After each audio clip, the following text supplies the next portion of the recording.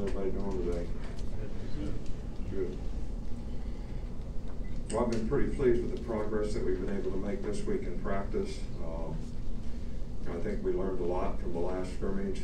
Guys have had a pretty good attitude about doing the things they need to do to try to improve. I think we're having more players that are getting a little closer to maybe being able to contribute in some area of the team, which will be certainly needed. We need more guys that can play winning football.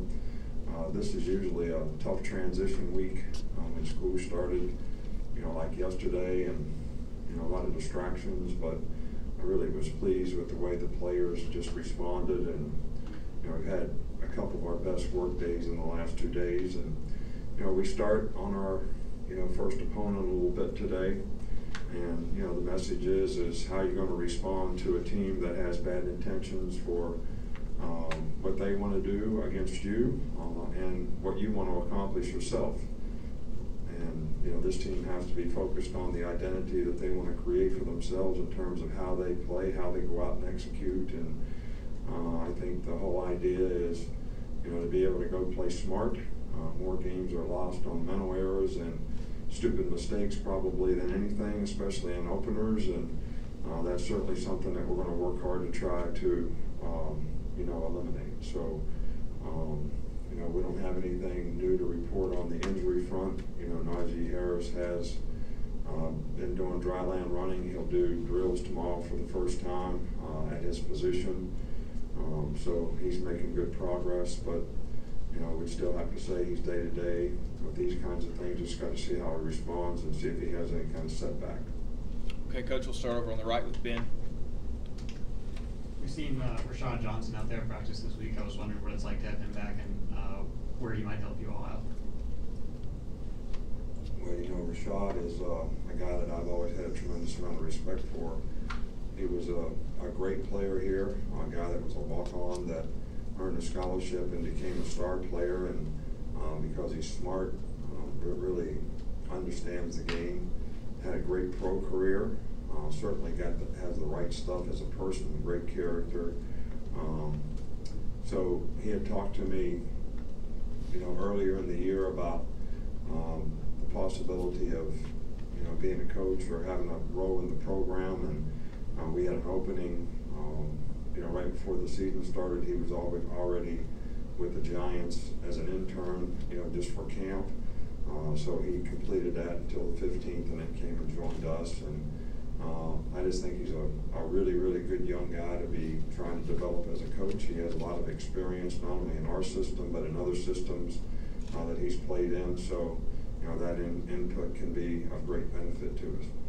Go over on the left with Michael. Yes, just given everything that happened with Ohio State, with Urban Meyer, what kind of safeguards do you guys have in place to make sure something like that doesn't happen at Alabama?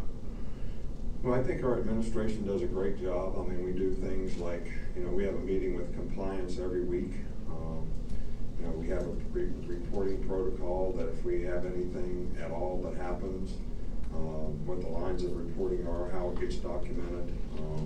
I've been really pleased with the system that we have here in place. These are things that, as a head coach, you're responsible for. Sometimes are difficult to control, but even when you can't control them and you know about them, you certainly should report them so that they don't become a bigger issue in the program. And that's something that I've always felt really comfortable with our people here in terms of the way they manage it. We have a tremendous amount of compassion for and empathy for anybody who is involved in any kind of abusive behavior, whether it's domestic violence or anything else. And certainly we want the people in our organization to feel comfortable and confident that they're going to be protected in every way possible. And all of our people in our organization know they have a responsibility and obligation to make good choices and decisions, do what's right, respect the people that they work with, and respect people in the community so that we don't have issues. But if we do, I'm very comfortable with the reporting line that we have in place. Okay, Coach, come back over here with Charlie. How have you seen Jerry Jeudy kind of bounce back from that knee injury he had in spring, and what areas have you seen him improve since last year? Well, he's had an outstanding fall camp. I think the biggest thing with Jerry is going out there every day and not getting frustrated in terms of, you know, when you play receiver, you run 70 plays in the game, and you run fast, and you try to get open every one of those plays. They won't be all pass plays, but you know, whether it's blocking or whatever it is, and maybe you get the ball on a big day 5 times, and sometimes you're open and you think you should get the ball, but it's being able to understand that, you know, you're creating value for yourself every time you beat the DB. I mean, he knows he got beat whether you got the ball or not. And to build on that and play fast and be consistent, I think is the thing that he's improved dramatically on. And it's just a matter of maturity and understanding. And he's had a great fall camp, I think, because of it, and been very productive. Stay over here on the right with Tony. After 2 scrimmages, what have you seen from Austin Jones at kicker, and what's his range, if you know it at all? Well, I do know it, but I'm not sure I'm interested in telling you. But I call his Louisville special teams coach and let him know if you'd like one to. I don't know the guy personally, but I'd be glad to give him the information if you think that would be beneficial to helping our team. You know, he's done a good job. He's a very consistent kicker. He's done well in the scrimmages. Joe has improved dramatically as well, I think, in terms of his consistency. So I think that I feel pretty good about, you know, those 2 guys and their ability to do a good job for us in the field goal. And I also think that they could share a role in kickoff as well. Okay, so go to Christopher. We got 2. Chris Walsh. We got 2 more. You've talked in years past about at the end of camp you have a meeting where you kind of decide on these are the guys we're going to focus on this year. How did that go this year? Was it any different between having the new coaches and the way the roster lines up?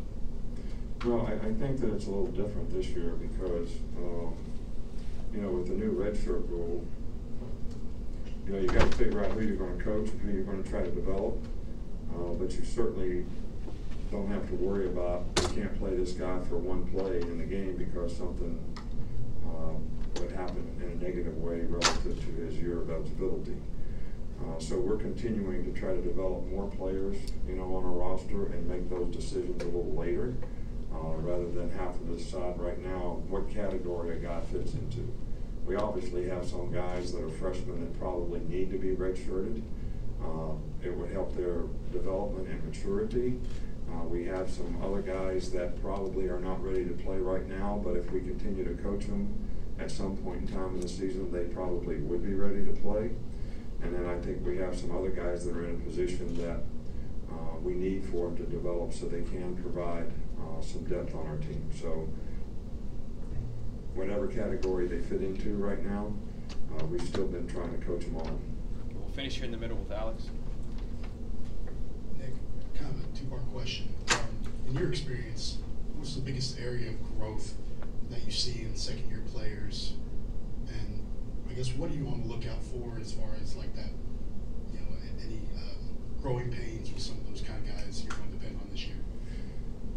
Well, I think every guy's a little bit different, and I think every guy's background and circumstance is a little bit different in terms of what their role has been on the team, you know, how much experience they got last year, how much they got to play.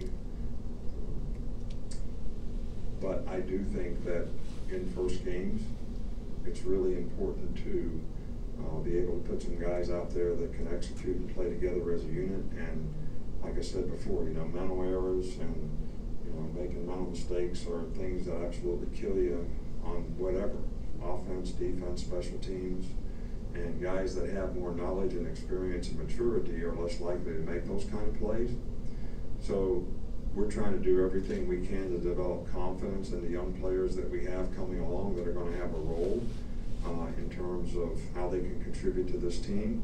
But I don't think you could ever predict exactly how that's going to go with every player. Some players get affected about how things go in the game, you know, which is another, you know, real area of mental toughness. How do you respond to a bad play? You know, how do you play the next play? And all those things are part of being a mature competitor. And, you know, I think that we have some guys that are really good competitors. Some of them haven't been under fire yet. And it'll be, you know, interesting to see how they respond when the game comes. All right, Coach, thanks for your time. All right, thank you.